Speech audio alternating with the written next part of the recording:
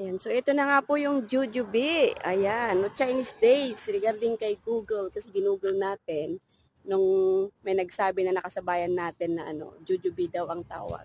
Or Chinese dates, ang mas kilala ata as Chinese dates. So, ayan. Parang mini apple siya, yung sizes niya. And yung kulay is parang apple din siya. Kaso lang, yung mga sanga niya o mga branches niya or ano ba to, twig, yung maliliit na sanga-sanga niya is, ayan, matinik po siya. Maano po yung tinik, matawag nito? Tawag dito ba? Nasikil.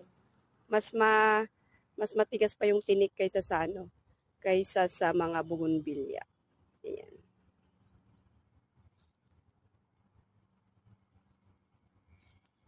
Marami kasi dito sa amin dito sa may nakatanim sa gitna. Ito oh. Parang maganito yung nakikita natin sa palengke minsan, pero hindi naman natin pinapansin kasi hindi naman natin to kilala, di ba?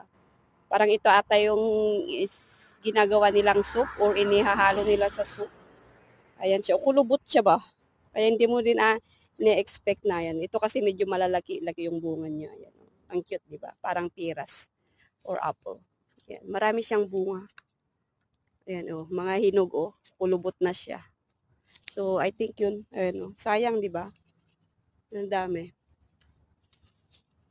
Kasi nakikita lang natin tong puno na ito, yung as in wala siyang bunga, wala siyang dahon. Yung puno lang siya na parang patay. Kaya, no idea ba na ito pala yung Minsan nakikita natin to sa market, pero yung mga kulubot na ba, yung pulang-pula na nakulubot. So, hindi naman natin alam na ito pala yung puno niya at saka ito pala siya. No?